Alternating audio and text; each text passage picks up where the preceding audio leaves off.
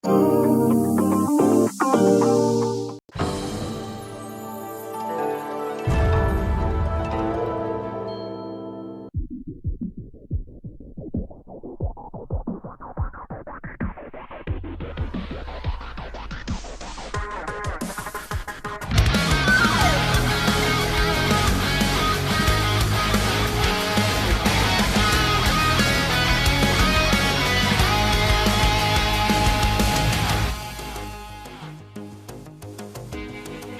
越迷惘的地界，握紧生死的界限，我望向这黑夜，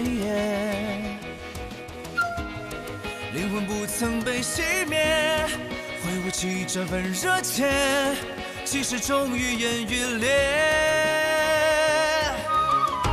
花开山海，遇见他来将呼唤，风吹云残命不凡。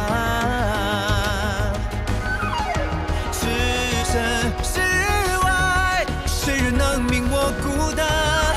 一念纵身俯瞰，刀剑出鞘，漫天飞霜，一战天下的信仰。直冲云上，血舞剑气焰四方。踏过风浪，醉舞四方，几乎苍生义无妨。青山之巅，你我共这一世狂。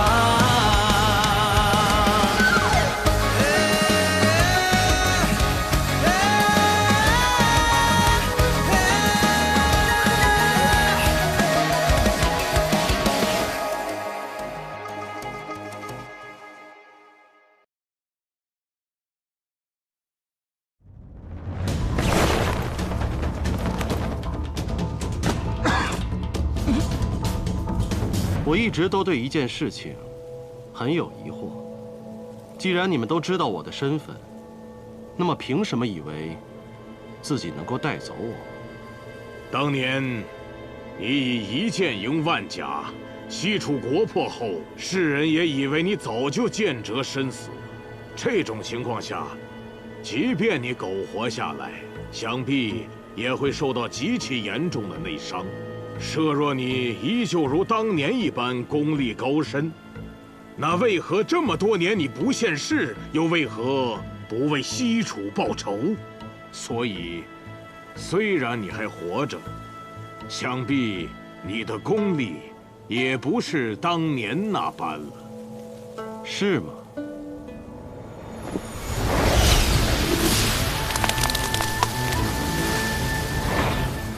畅言小计。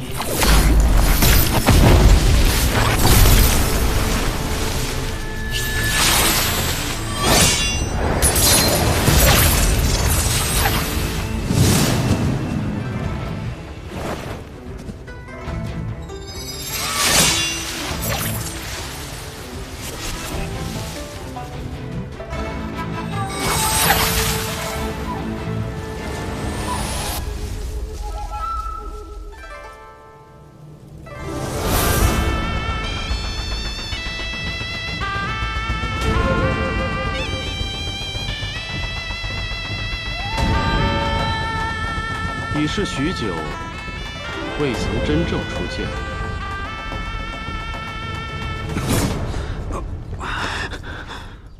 父亲，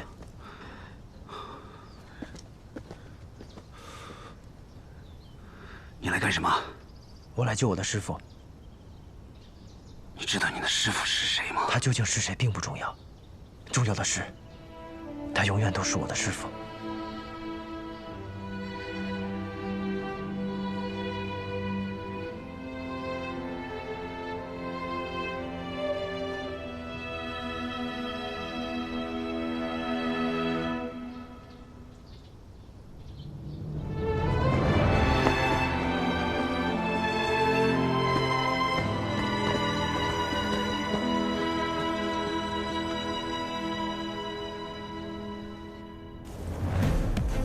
我确曾身受重伤，但这几十年间，我已重续经脉。今日拔剑，愿求一战。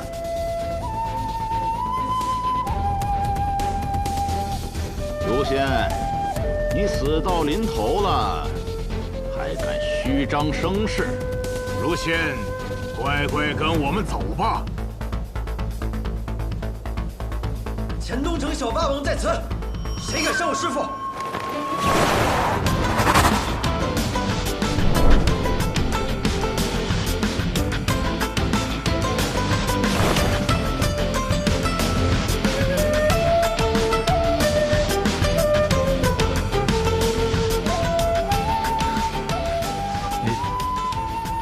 受伤了，先生对我留了手，无妨。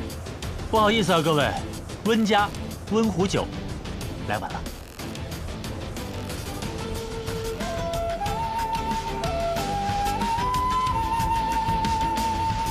又是你们，阴魂不散。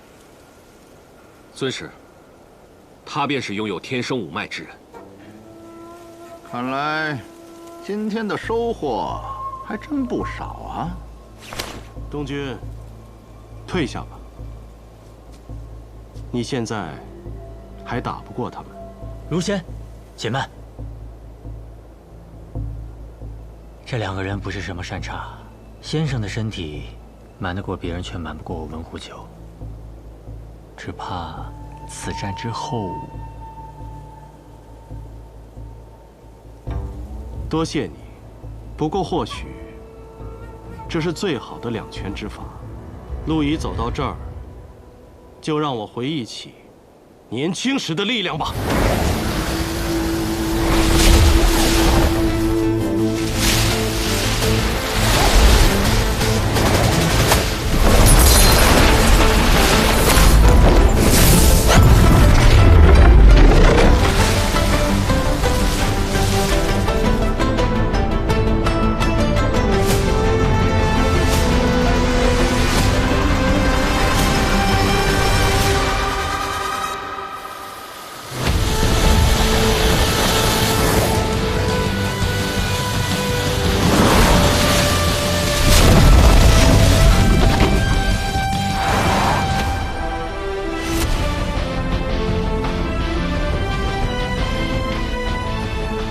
东君，你已学会西楚剑歌，问道于天。如今，师傅教你他的下半部分。看好了，他叫大道朝天。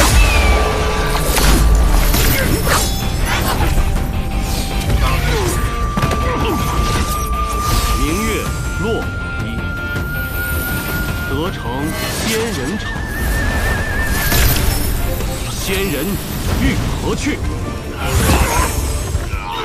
遥指蓬莱巷。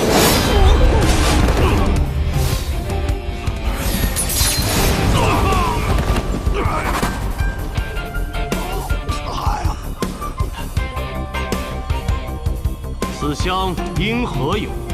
玉石碎琳琅。千金琉璃盏，美人。 细腰慢，所欲皆得偿。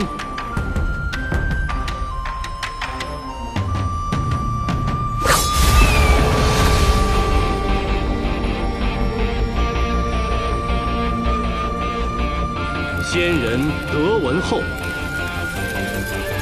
四顾空茫然。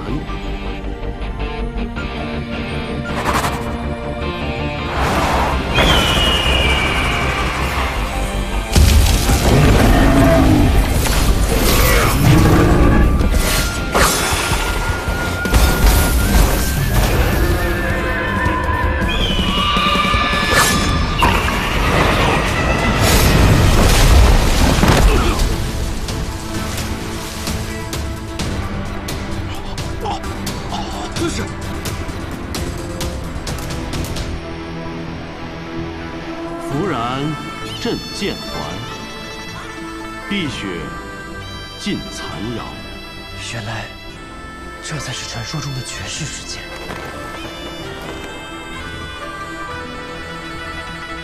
我年轻的时候，以为只要练了绝世剑法，就能纵横世间。后来才发现，当拥有绝世剑法，便需担起承天之责。遗憾的是，最后还是没能护住我的故国。东君，大道朝天，你要走出一条属于自己的道。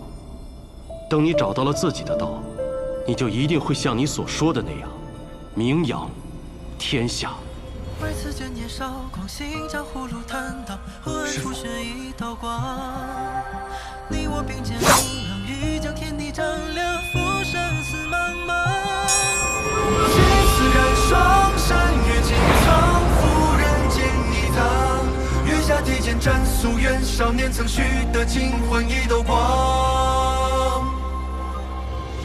前尘影淡，长路漫漫，聚散一半。天关月山川，明月寒星5年之内，你们绝无恢复功力的可能。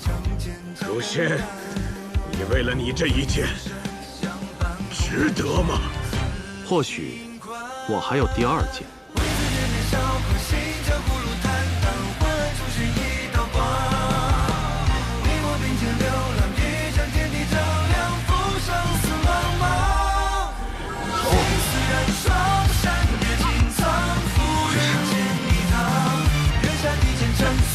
少年曾许的情换一道光。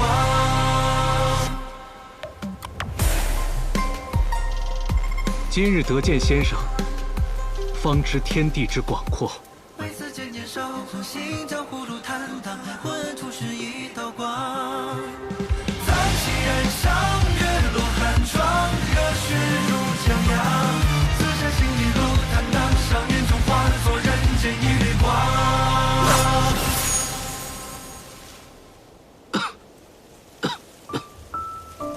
师傅，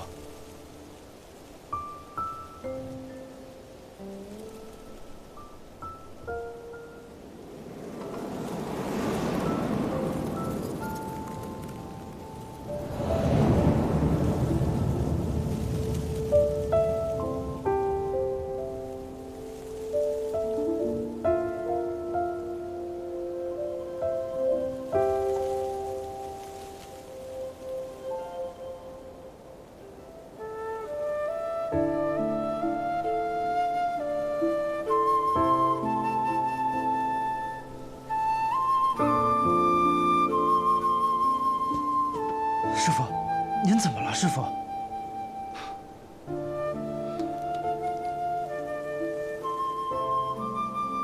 诸位，能不能给我和我的小徒弟一个单独相处的机会啊？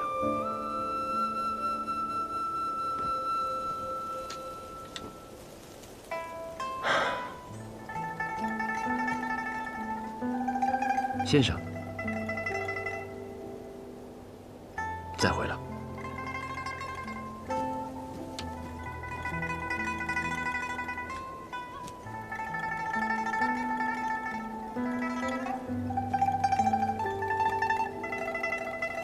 小白梨，替我向你娘辞别。明年春日再过来找你饮酒，保重。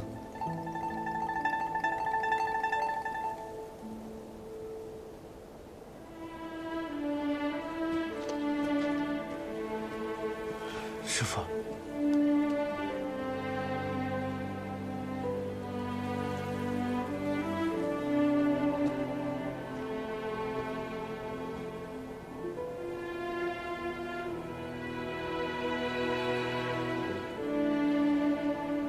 东君，陪师傅喝上一杯。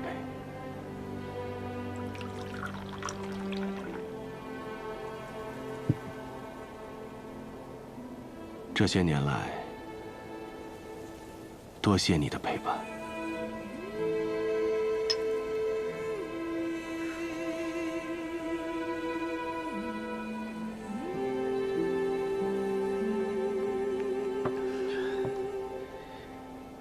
东君，替师傅去一趟天启城吧，酿一壶桃花月落，挂在天启城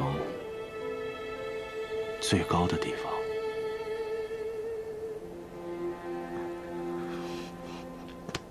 不，师傅，带您去，我们一起去。您亲自挂上去，好不好？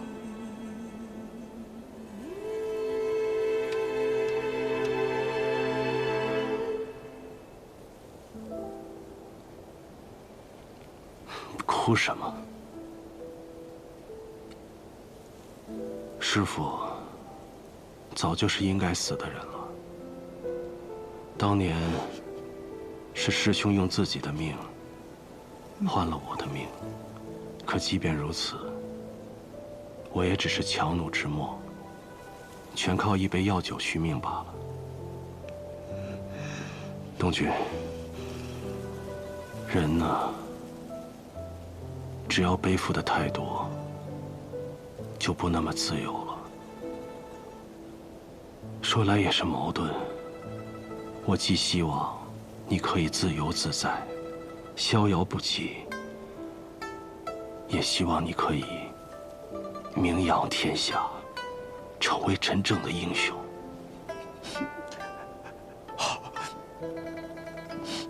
我答应你，但是你要活着看着我名扬天下才可以。东君，是龙终究会腾飞，是英雄，光芒便藏不住。不管师父在与不在，都没有什么影响。不，师父，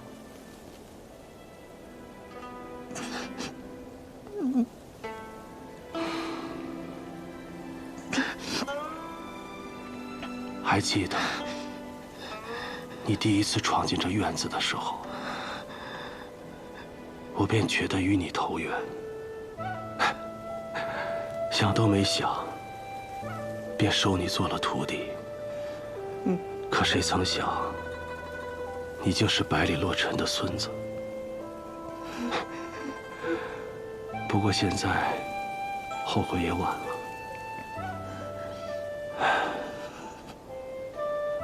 我这一生从未做过一件冲动的事情，只有那天是个偶然。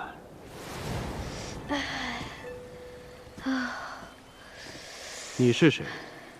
如何到的这里？抱歉，抱歉，我不是故意闯进来的，我是在躲我家里的人呢。他们不知道又怎么，给我请了个先生来教我，跑着跑着就跑到老爷爷您这里来了。现在想来，这便是缘分吧。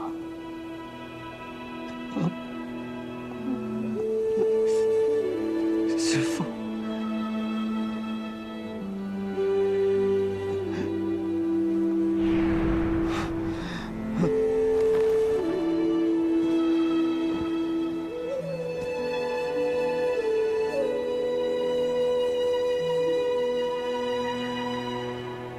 这是凤凰树，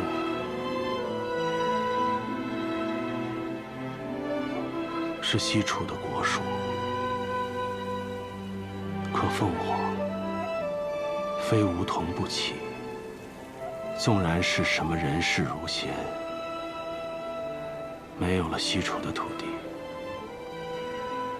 便留不住这凤凰。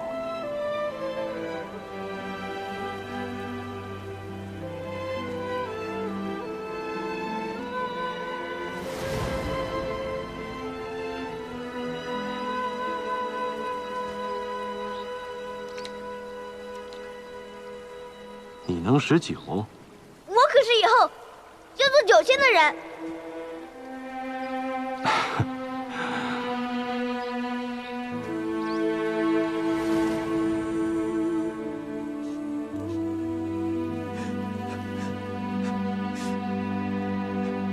东君，人生注定会充满了离别。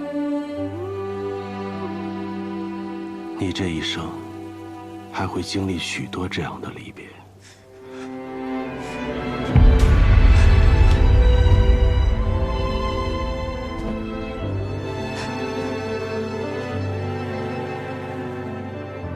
我拜先生为师，请先生教我酿酒。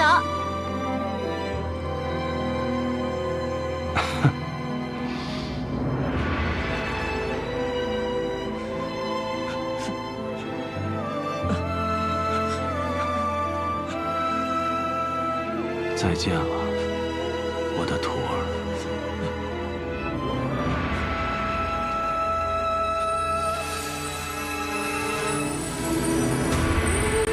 师父，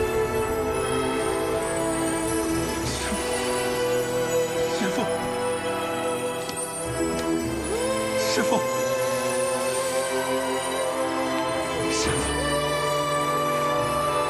师父，师父，师父，师父，师父！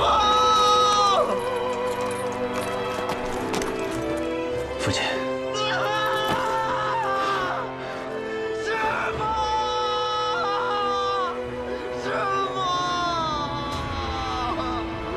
东君他，放心吧，今日以后他就懂得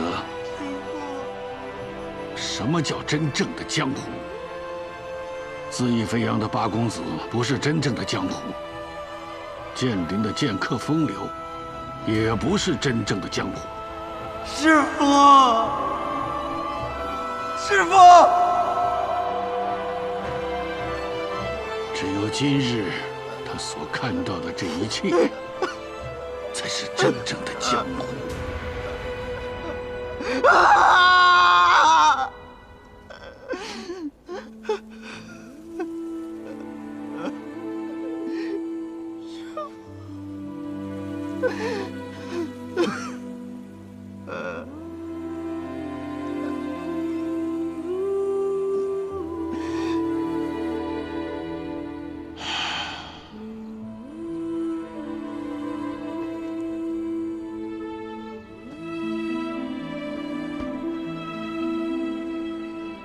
回去疗伤吧，我们在家等他回来。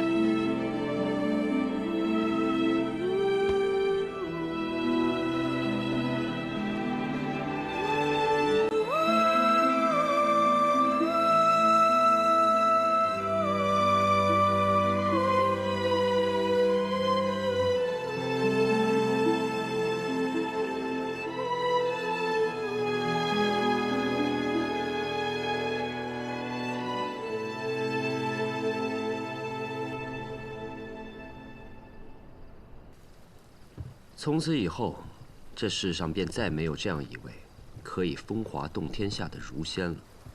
无论敌友，这都是一件令人遗憾的事。其实，他本可以不死的。是啊，他本可以不死。他已是油尽灯枯之躯，可若他不出那一剑，便可以再多活数年。可他不愿重燃战火。亦不愿背叛故国，甚至不想连累镇西侯府，所以他故意赴死，为的是破局。我们可以想得更简单、更浪漫一点。啊？或许这就是一个老先生对他徒弟的教导与爱。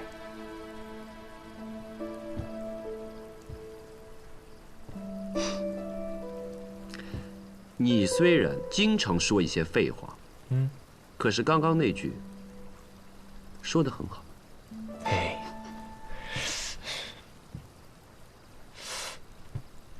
你是不是又讽刺我？没有。行了，老切。话说你奉命调查此事，但如今儒仙已逝，以你之能，应该已经想好了如何去禀报，既能抚平你父皇的担忧，又能保住这黔东城的安宁。那我们现在，朝廷的事了了，现在只剩下学堂之事。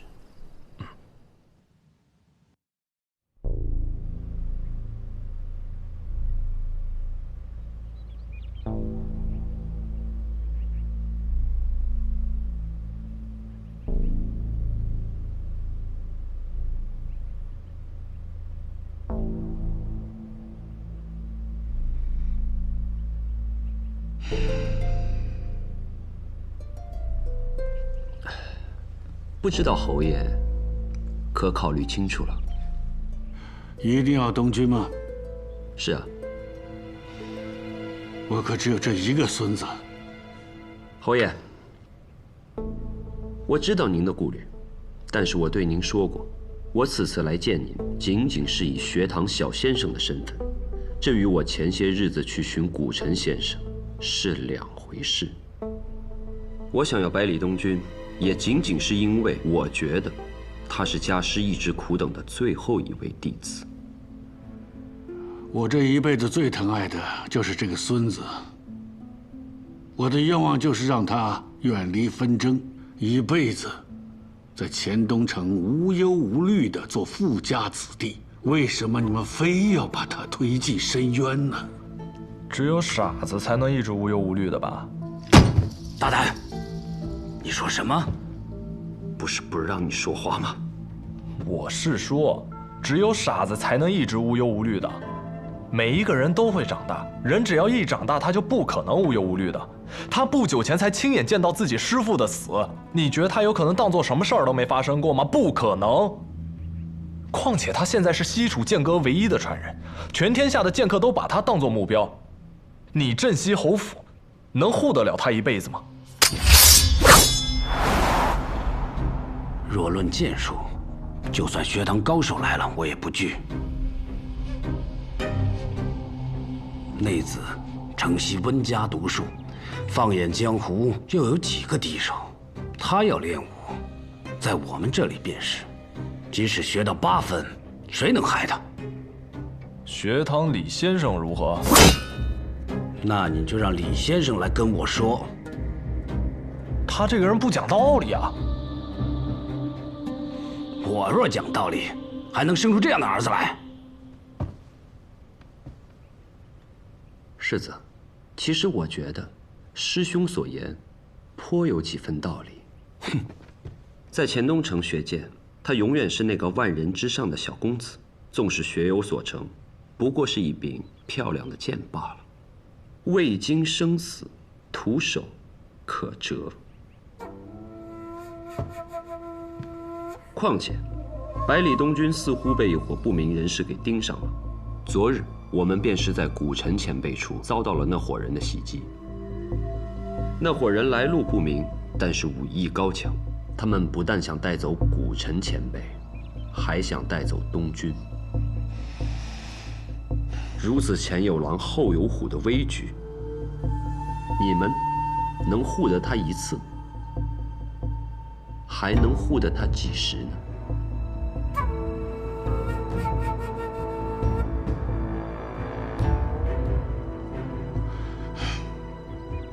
昨日我也听程峰说过了，这帮人套路确实诡谲，颇为难缠。世子，当年世子学剑也是离家千里求学，难道偌大个镇西侯府中再无高手可教了？天启城的确是个吃人的地方，但是天启城也是少年们展翅腾飞最佳之地。我相信百里东君。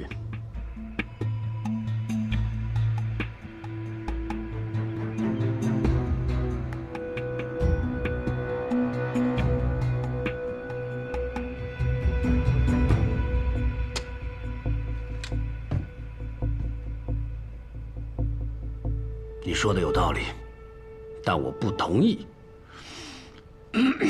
这样吧，我们问问东君。父亲，侯爷通礼。王爷，世子，不好了！刚刚小公子抢了马，跑出府了。啊！哈哈哈哈哈！跑得好，跑得好！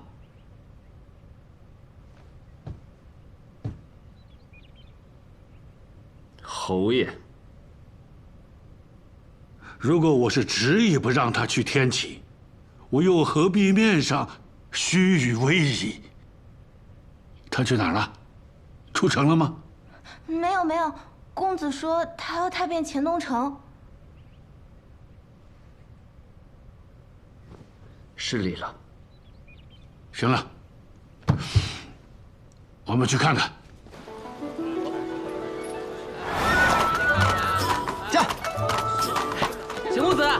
去何处玩啊？今日哪儿也不去，准骑马。刚出炉的红枣糕，小公子接好了。这，小公子，你要骑到几时啊？骑到落日黄昏，骑到月升星落，骑到身下这烈风居，踏遍黔东城的每一片土地。这。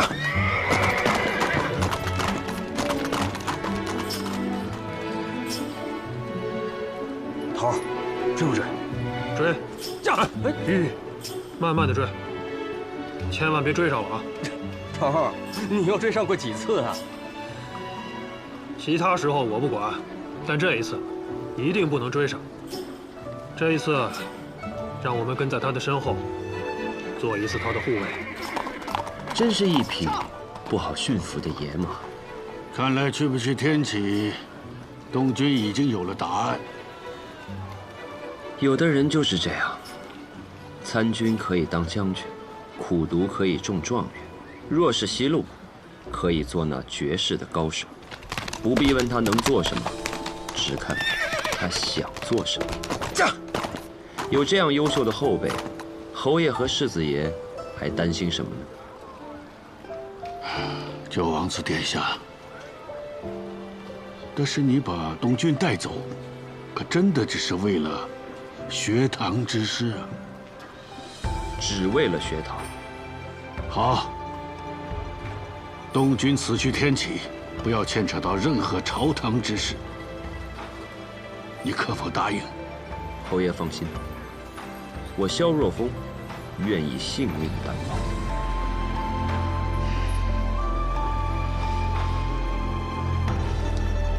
多谢。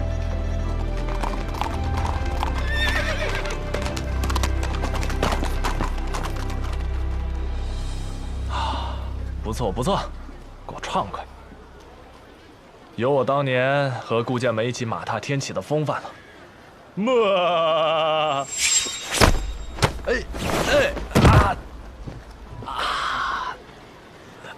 世子妃，有什么事儿啊？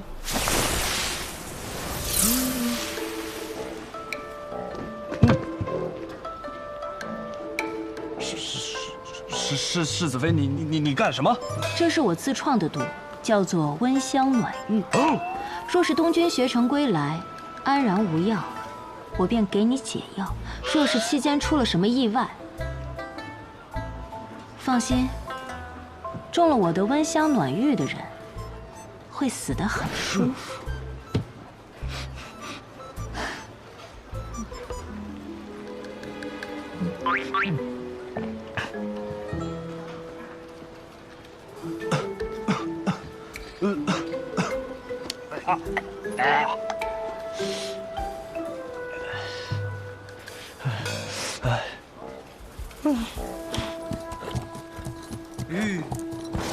我来了，天启！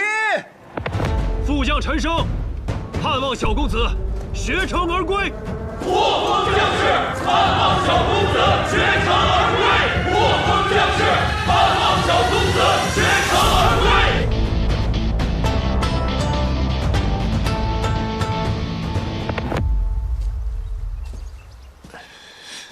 司空长风，不知道的人还以为你上山去打架了。你看你这架势，怎么就没有一点小药童的样子呢？我不是小药童，新百草，你再这么叫我的话，小心我一枪给你打晕过去。你那草都给你采好了，自己检查吧。哎呀，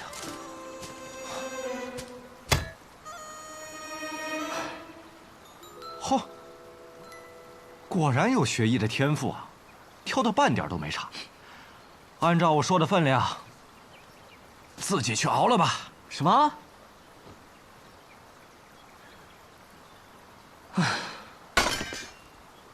这草我自己摘，药得自己熬，这病看得够累。你付诊费了吗？没付。没付诊费，当然要自己熬了，自己动手。哎。 哟，这药王谷里还有信鸽呢。那当然，不过这封信是给你的，给我的。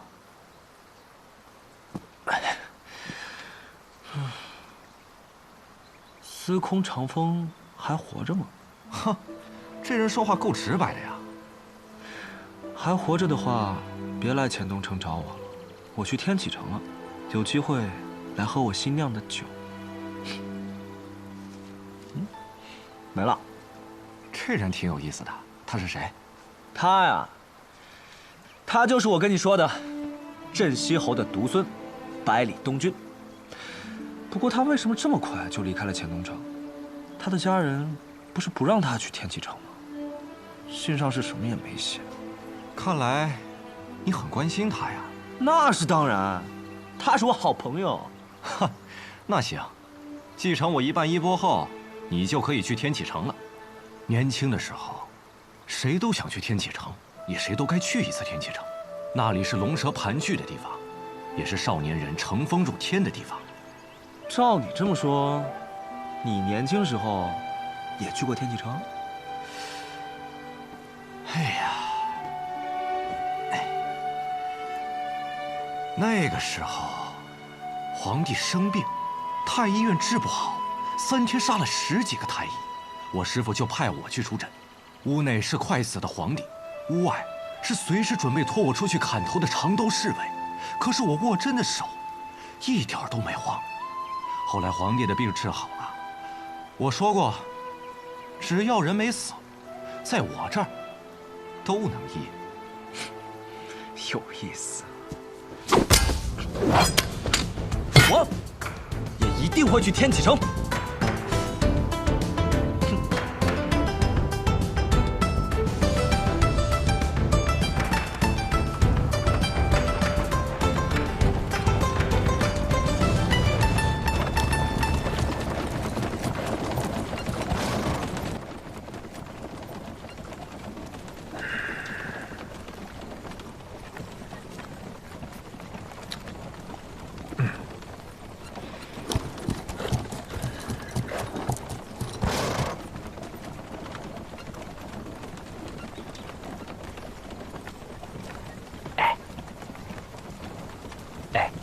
你知道他为什么不肯进来马车里坐？他不是说了吗？他和人约好了，要看看这沿路上的大好河山。不是吧，不是吧？这种理由你也相信？还不够明显吗？你想想啊，你千里迢迢从天启城跑来抓他的师傅，现在他的师傅死了，他难免会把这事怪到你的头上。你这么一算下来，就是他的杀师仇人了。我抓他的师傅，和他的师傅死了，是2件事。如果连这都分不清的话，那他就不是我想要找的人，也不是师傅所需要的弟子。得了吧你！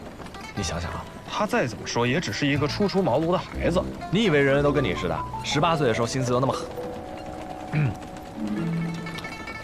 心思就那么的细腻啊？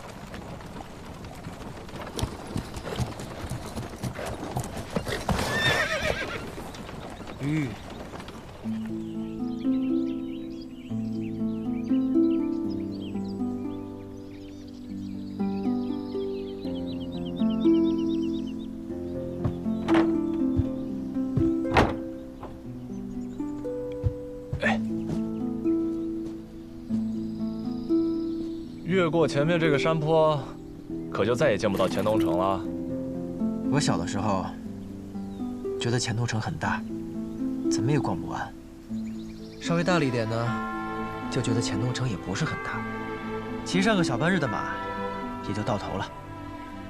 现在看来，钱东城确实很小，小到我再走远些，便再也看不见了。那有好好的跟父母告别吗？我父母他们不肯见我，说要见就能几年之后回来好好的见。只有爷爷和我说了些话，他说若是我受了欺负，就传信给他，他便会带上破风军，马踏天启，来给我出气。侯爷是真豪迈。我是不会让他那样做的。那样不就是谋反了吗？所以，在这天启城里，我一定会好好的。传回钱东城的，也只能是我名扬天下的好消息。